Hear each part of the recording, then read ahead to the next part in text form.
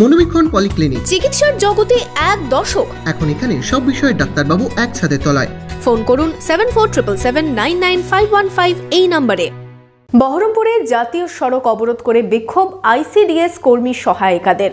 ICDS কর্মী সহায়িকাদের নিয়ে গুজরাট হাইকোর্টের রায় কার্যকর সহ বিভিন্ন দাবিতে বৃহস্পতিবার মিছিল করে জেলা শাসকের কাছে দেওয়া হয় স্মারকলিপিও।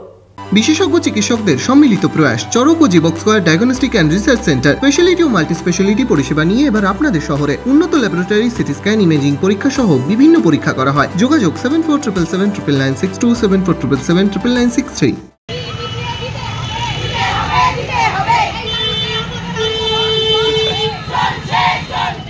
বহরমপুরে রাস্তা অবরোধ করে বিক্ষোভ আইসিডিএস কর্মী সহায়িকাদের। গুজরাট হাইকোর্টের রায় অনুযায়ী আইসিডিএস কর্মীদের 3rd গ্রেড ও সহায়িকাদের 4র্থ গ্রেডের মর্যাদা প্রদান সহ একাধিক দাবিতে বৃহস্পতিবার জেলা শাসকের কাছে ডেপুটেশন কর্মসূচি পশ্চিমবঙ্গ আইসিডিএস কর্মী সমিতির। এদিন দুপুরে মিছিল করে আইসিডিএস কর্মী সহায়িকারা। মিছিল গির্জার মোড়ে যেতেই সেখানে জাতীয় সড়ক অবরোধ করে বিক্ষোভ দেখান তারা। মিছিল বিভিন্ন এলাকা পরিক্রমার পর জেলা শাসকের অফিসের সামনে শেষ হয়।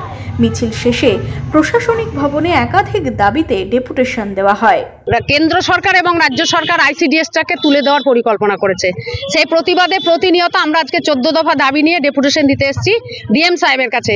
আমরা এই নিয়ে 6বার ডিএম সাহেবের কাছে চিঠি দিয়েছিলাম, 6বারই ইগনোর করা হয়েছে। আমরা এসেছি, একজন অফিসারকে দিয়েছেন, তারা ডেপুটেশন নিয়েছেন এবং কোনো কিছু হয়নি।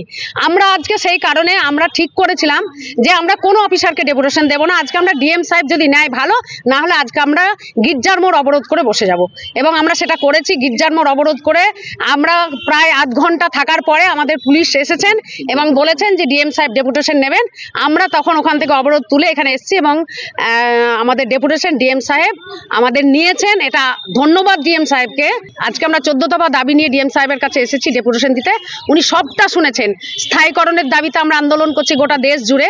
আমরা আগামী ফেব্রুয়ারি মাসে বাজেটের আগে দিল্লি উত্তাল হবে আইসিডিএস এর লাল ফৌজ বাহিনী আমরা যাব। কয়েকদিন আগে গুজরাট সরকারের বিপক্ষে রায় দিয়েছেন আমাদের গুজরাট সরকার হাইকোর্ট এবং বলেছেন এত বড় প্রজেক্টের যারা কাজ করেন এত বছর ধরে এই প্রজেক্টে রাখা যাবে না, তারা 3rd গ্রেড 4th গ্রেডের কর্মী স্বীকৃতি দিতে হবে এবং বলেছে এপ্রিল মাসের মধ্যে তার নীতি গ্রহণ করে সেটা করতে হবে। দাবি পূরণ না হলে আগামী দিনে দেশ জুড়ে আন্দোলন বৃহত্তর হবে বলে জানালেন আইসিডিএস কর্মী সহায়িকারা।